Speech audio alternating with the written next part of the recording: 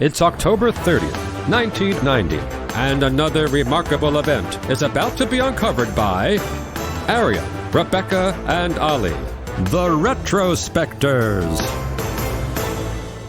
Some events in history are so important it's worth pretending they happened twice. So it was when the British bit of the Channel Tunnel and the French bit of the Channel Tunnel were first connected underwater, linking Great Britain with the European mainland for the first time in more than 8,000 years. A moment captured by cameras on December the 1st, 1990, with much fanfare, but actually initially achieved in a much less showy way 1 month prior, today in history on October the 30th. Yeah, it was on the 1st of December when the symbolic breaking through was carried out for the media cameras. But on this day, without any media cameras in sight, the British side pierced the final layer separating them from their French counterparts with a 2-inch metal probe, just big enough, in the words of the British team, to give them a whiff of garlic.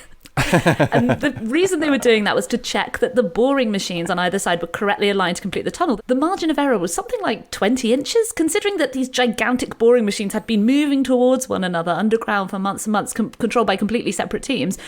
In the end, it turned out they'd done a really good job and that they were safe to proceed and open up the rest of the tunnel once they had obviously got all of their cameras in place.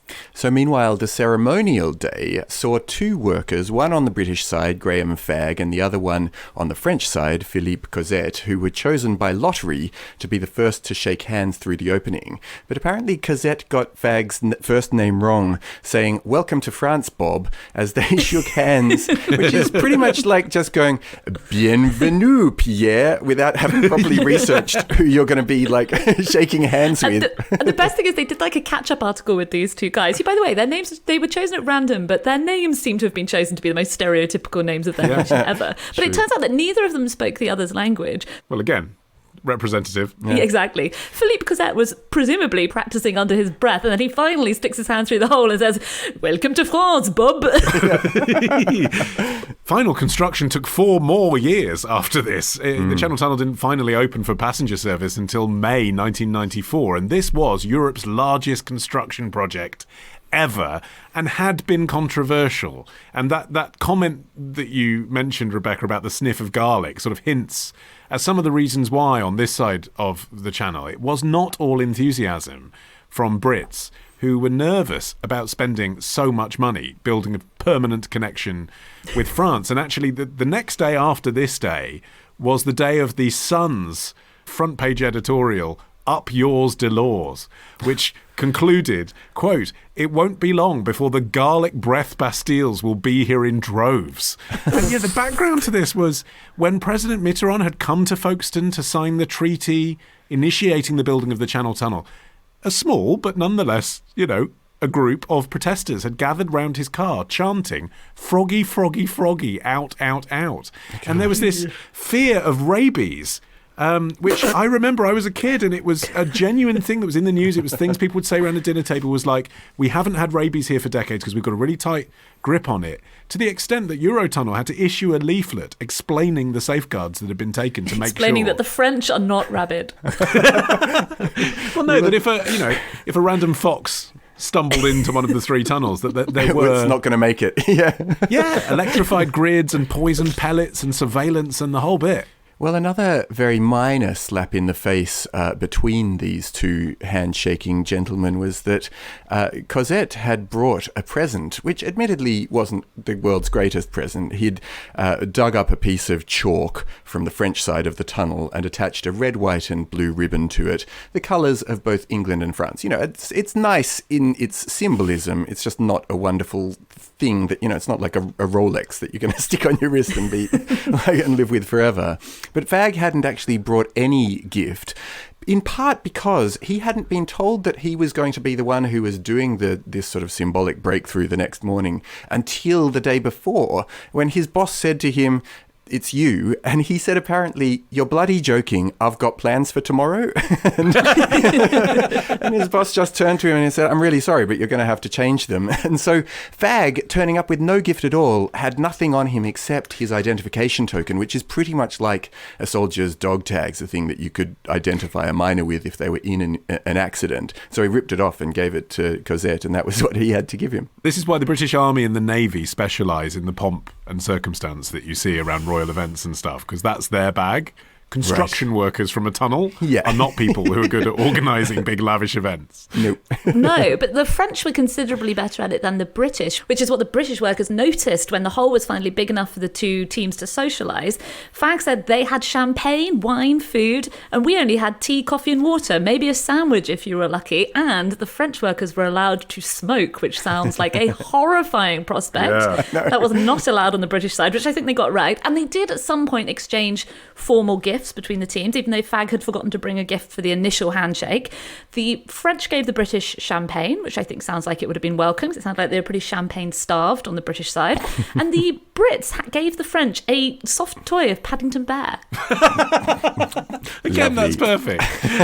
But actually, it's funny, isn't it? Because you make it sound like it's a perk of working on the French side that you get wine. It's more a case of genuinely, in the 1990s, you would not have been able to get enough French construction workers to do this horrible job that killed people unless there was wine at lunchtime.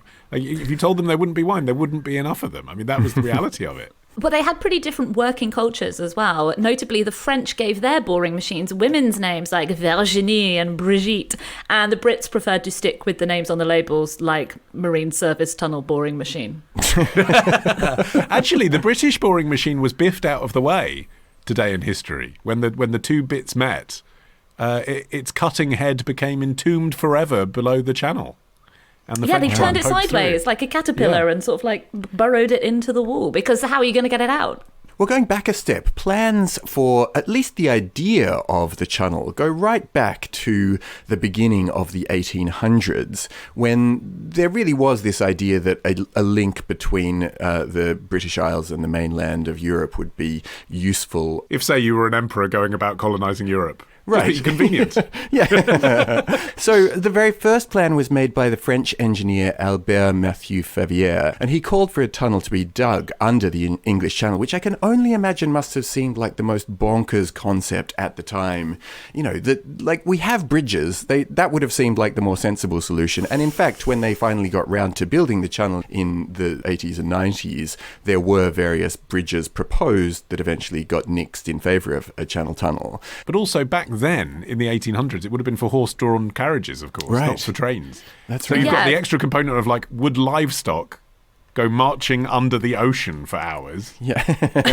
Well, Mathieu Favier's original scheme included an artificial island in the middle of the channel where you would change horses. So his actual design was pretty Sounds similar fine. to the one they did, a tunnel under the seabed. But he correctly realised, well, the horses aren't just going to mill around it forever at the, in a tunnel at the bottom of the sea. So you would have to go up to the surface, change horses, and go back down again somehow.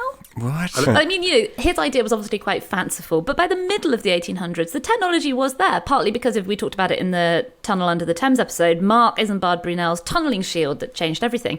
It seems like it wasn't really a technological issue, even though it would have been really, really difficult to do this in Victorian times.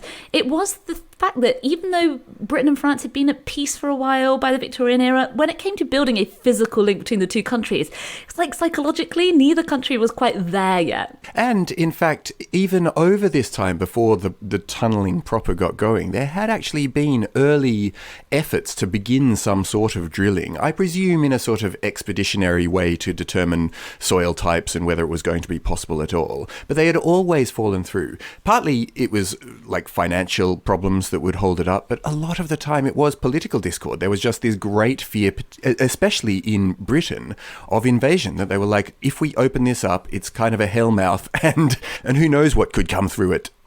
Although, interestingly, not necessarily from the very highest echelons of the British establishment. So the most incredible attempt to do this before the late 20th century was in 1880. Sir Edward Watkin began drilling 2 underwater tunnels. They actually, still used a portion of his work in the final Channel Tunnel, and he funded it privately because he'd been turned down for public funds. So he formed a new company, this is very Victorian, the Submarine Continental Railway Company, and did it for 2 years, this drilling, and visitors to his nascent tunnel included the Prime Minister and Mrs. Gladstone, the Prince of Wales, and the Archbishop of Canterbury. So it's not as if people thought this was a ludicrous idea. They wanted to see it. It's Parliament that overturned this being a goer. Partly, as you say, financially, but partly just, to use another French word, the realpolitik.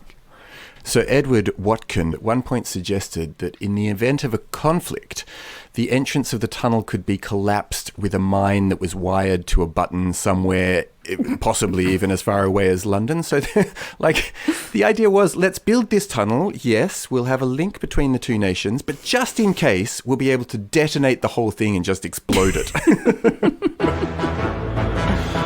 Now, This episode first aired last year exclusively to members of Club Retrospectors. Join today and unlock a new episode this Sunday. Patreon.com/retrospectors.